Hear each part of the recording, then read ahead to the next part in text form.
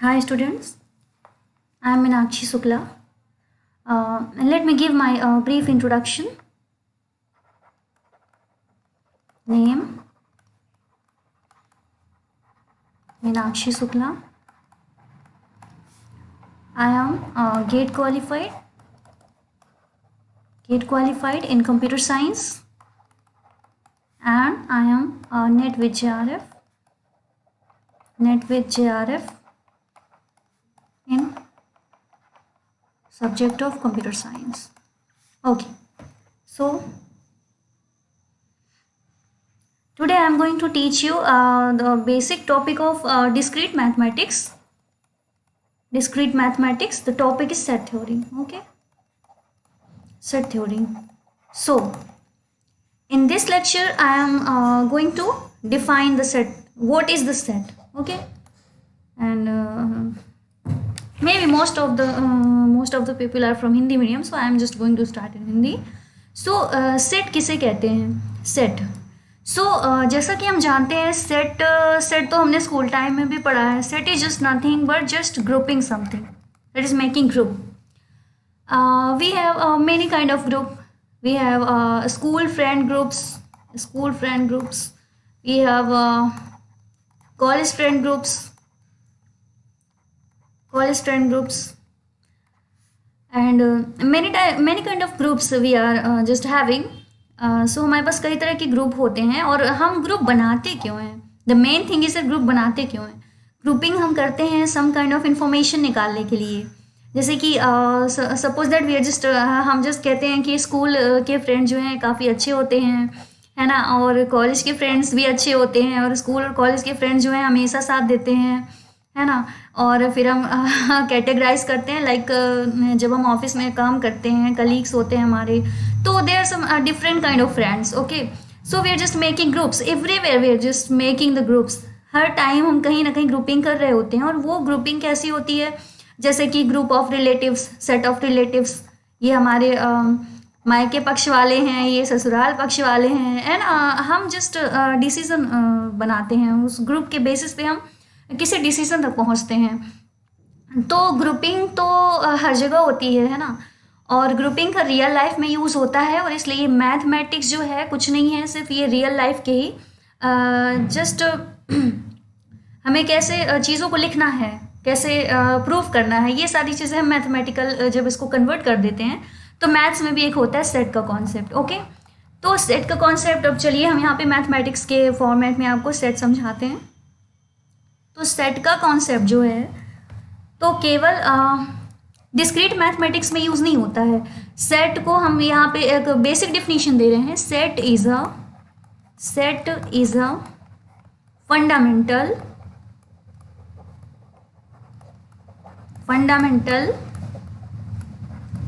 discrete structure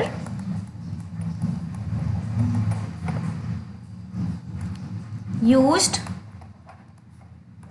for making other discrete structures. ठीक है, तो सेट एक फंडामेंटल बेसिक जो है डिस्क्रीट स्ट्रक्चर होता है जिसके बेसिस पे और बाकी स्ट्रक्चर काम करते हैं. तो सपोज जैसे हम बात करते हैं रिलेशन की.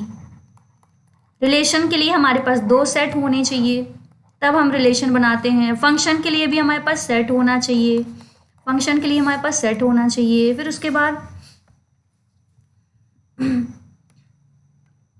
कहीं पे देख लीजिए आप. हाँ, चलिए हम प्रोबेबिलिटी थ्योरी में चलते हैं. वहाँ पे हम बोलते हैं set of all possible outcomes. वहाँ पे हम प्रोबेबिलिटी डिस्कस करने के लिए set of all possible outcomes लेते हैं, जिसको हम सैम्पल स्पेस बोलते हैं. जैसे कि suppose we are just tossing a coin. जब हम कॉइन को टॉस करते हैं तो हमारे पास जो सेट होता है वो होता है हेड्स एंड टेल्स का कलेक्शन. ऐसे ही जैसे हम किसी रोल को डाई करते हैं, रोल अ डाई, देन हमारे पास होता है सैम्पल स्पेस लाइक 1 2 3 4 5 एंड 6. तो सेट, ये तो समझ में आ गया कि सेट क्या है, हमारा हर जगह यूज़ होता है. मैथ्स का जो है बेसिक कॉन्सेप्ट है सेट, जो कि हम स्कूल टाइम से पढ़ते आ रहे हैं.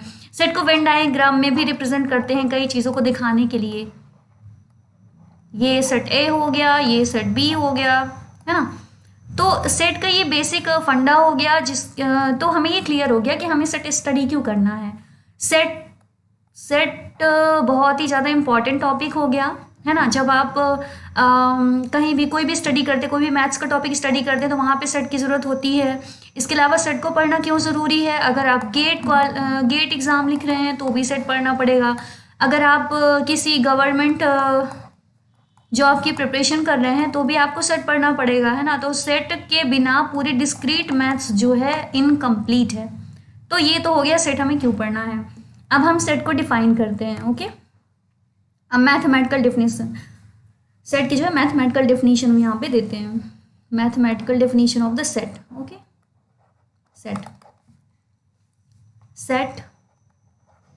Set is the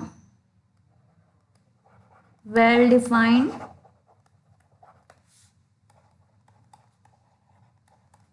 collection of the elements of same type। Set जो है वेल डिफाइंड कलेक्शन होता है एलिमेंट्स का। यहाँ पे हमने दो चीज़ें यूज़ की हैं, वेल डिफाइंड सबसे पहले, और दूसरी हमने टर्म यहाँ पे यूज़ की है सेम टाइप, ठीक है। तो वेल डिफाइंड का मतलब क्या हुआ, यहाँ पे कोई भी सेट है हमारे पास, जैसे कि हम रियल लाइफ में कोई भी सेट लेते हैं, लेकिन सेट किस चीज़ का ले रहे हैं ये तो हमें फाइनली बताना पड़ेगा ना। सेट ऑफ स्टूडेंट है, सेट ऑफ प्यूपिल है, सेट ऑफ रिलेटिव्स है, कोई भी सेट है। मैथ्स में set of all possible outcome है, या फिर कुछ भी है, सेट की डेफिनेशन तो देनी पड़ेगी। तो जो हम सेट के बारे में बोलते हैं वही हमारी डेफिनेशन हो जाती है। और सेट को और कैसे डिफाइन करना है ये जब हम रिप्रेजेंटेशन ऑफ सेट देखेंगे तो वहाँ पे हम यहाँ पे इसको डिस्कस करेंगे, ठीक है। जैसे कि हम मैथमेटिकल टर्म में अगर बात करें तो हम कभी भी ऐसा नहीं कहते कंसीडर अ सेट, हम हमेशा कहते हैं consider a set of integer numbers, okay. Consider a set of natural numbers. तो यहाँ पे सेट को हमेशा डिफाइन करना ज़रूरी होता है, इसलिए सेट हमेशा क्या होगा, वेल डिफाइंड कलेक्शन होगा। ये कोई भी रैंडम कलेक्शन नहीं होता है कि हम कुछ भी यहाँ पे लिख रहे हैं, ABC लिख रहे हैं, उसके बाद यहाँ पे 1 2 3 लिख रहे हैं, है ना। हाँ, ये सेट हो सकता है, लेकिन इसके लिए हमें यहाँ पे डेफिनेशन बतानी पड़ेगी कि भैया ये जो सेट है वो सेट अल्फ़ाबेट्स का है या फिर डिजिट्स का है, या फिर ये सेट जो है पूरा कैरेक्टर्स का है। तो अगर हम कहते हैं कि ये सेट जो है वो कैरेक्टर्स का है तो ये डेफिनेशन फिर वैलिड है, ओके। अदरवाइज ये डेफिनेशन वैलिड नहीं है, क्योंकि यहाँ पे सेम टाइप के एलिमेंट्स नहीं हैं, ओके। तो ये हो गई सेट की डेफिनेशन। और सेट की डेफिनेशन ये अभी कंप्लीट नहीं हुई है, this is the incomplete definition. We have 2 की points, okay. So there are 2 key points to complete the definition of the set. The first one is set is unordered. तो अगर unordered means what? Order does not matter.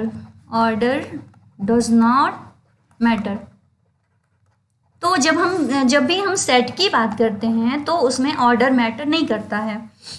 Suppose we have a set A is equal to 1 2 3 4 5, and again the second set is like 2 3 4 1 5. so because set जो है वो unordered collection होता है, यहाँ पे order matter नहीं करता, तो इस डेफिनेशन के according set A is equal to B, okay. So we have just prove. जैसे जैसे हम आगे पढ़ते जाएंगे हमें समझ में आता जाएगा। अभी के लिए डेफिनेशन के अकॉर्डिंग हम इतना समझ लेते हैं कि अगर कोई भी सेट A लिखा हुआ है जिसमें कि 1 2 3 4 लिखा है, कोई भी सेट B है जिसमें कि ऑर्डर जो है एलिमेंट्स का ऑर्डर चेंज कर दिया गया है, तो भी उससे कोई फ़र्क नहीं पड़ता। अगर एलिमेंट सेम है तो वो दोनों सेट हमारे सेम कहलाते हैं। उसके बाद दूसरा की पॉइंट जो है वो है unordered then distinct.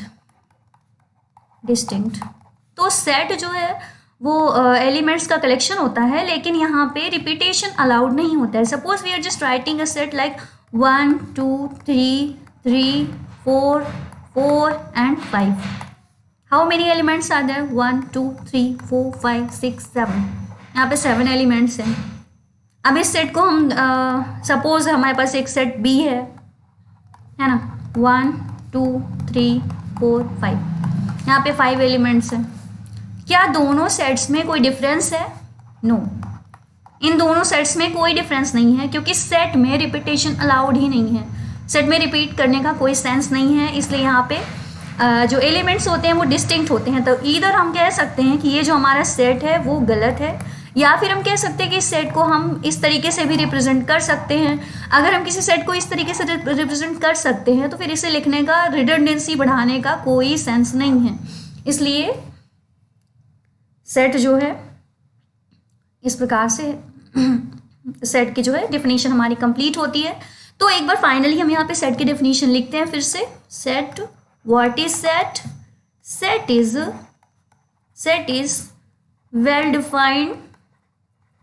well defined unordered distinct collection of elements of the same type.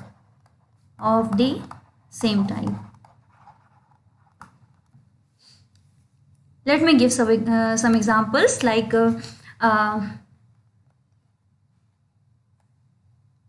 suppose this is set A, 1 2 3 4 5. Again, set of natural numbers, set of integers. Okay ये सारे जो नेचुरल नंबर हैं, integers हैं, इनको हम again यहाँ पे define करेंगे। तो अभी इस वीडियो को यहीं पे समाप्त करते हैं। अगले वीडियो में हम देखेंगे cardinality of sets and representation of sets. Okay, thank you.